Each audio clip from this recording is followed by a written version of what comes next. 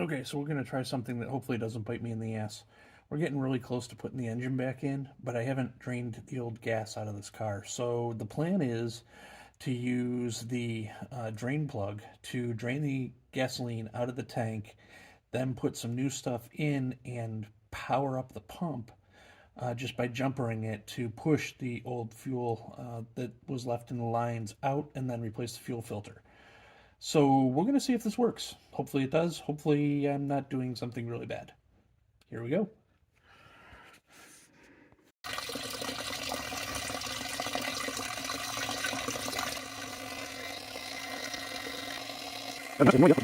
Gotta be honest, I have no idea what to do with this once it's in the bucket.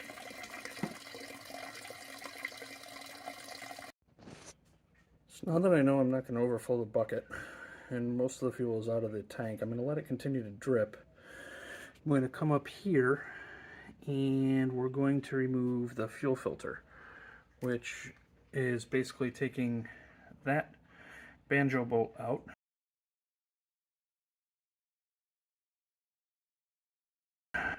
And then disconnecting that line right in there.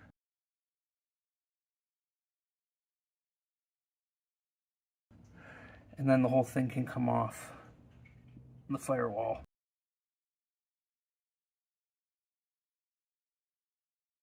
Right there. I'm not sure who put the banjo bolt on here the last time this got done, but it was on extremely tight, and I didn't want to break anything. There is a bolt that's built into the fuel filter itself. You can put a secondary wrench on to take some of the torque off of the overall filter when you're trying to break it loose if you need to. So one thing I kind of pride myself in on this channel is showing the stupidity as well as the successes. And this one's going to be filed under stupidity. So we're trying to take out the fuel filter, and I'll show you why in a minute. It definitely needed to be changed. But I figured it was going to be pretty easy. I went in, had a couple wrenches, tried wrenching on this bolt or flange to get it freed, and it would not free up. And if you can see, it ended up buggering up the threads pretty bad. There's two reasons that happened. One, just dumb luck, but two, the other reason why is because I was using the wrong type of wrench.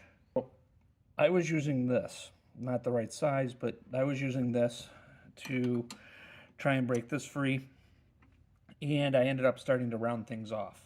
What I should have been using is one of these, which is purpose-built for this exact situation. So if you're going to be trying to get one of these off, I highly suggest going out and getting one of these instead, because they will get around it and put a pressure on all sides instead of just one, and it'll probably help you break it free. Now that that's out, we can go try and get the bottom piece off and put the new filter in and move on with our life.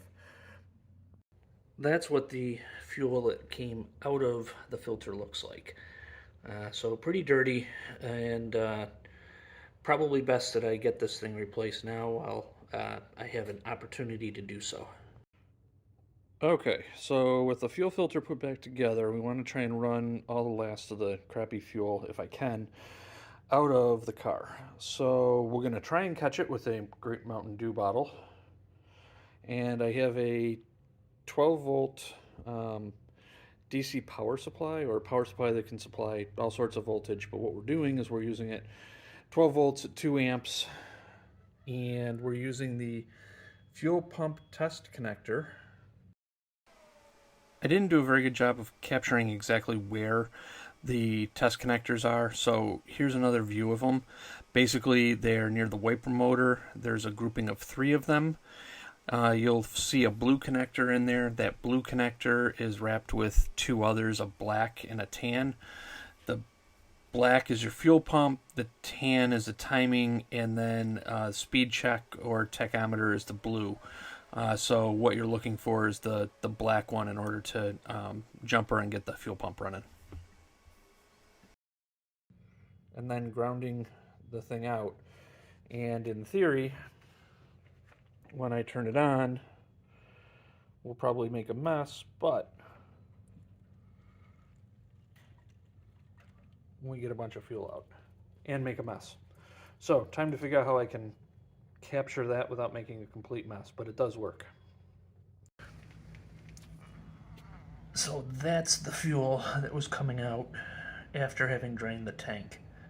It actually was not really filling this thing very well, and I had to go with a different route. But just to capture a little bit and see what it looks like, that was the dirty fuel or the old fuel that was coming out. And now we're flowing nice, new, clean fuel through here.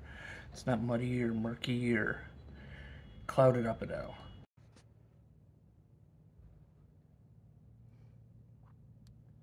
So with everything reattached and tightened up as best as we can, turn on the power one more time, let it run for just a second, just to pressurize it and make sure that we don't have any leaks.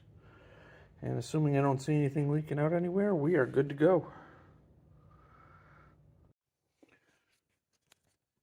Well, there you have it. We successfully replaced the fuel filter. We drained all of the old gas out of the tank. I put new 91 octane in there, about 5 gallons. And we replaced the fuel filter and we flushed the whole system out. So at this point, we're ready to put the engine in. I'm glad at the end that I ended up pulling the fuel filter when I did. I have no idea how anybody does this without standing directly in the hole. Because there's no way I could have gotten this thing out from the outside. There's no way. So glad I took it out this way. Stay tuned. There's a lot more videos coming. The engine should be going back in soon. And with that, be sure you like, subscribe, leave your comments down below, and see ya.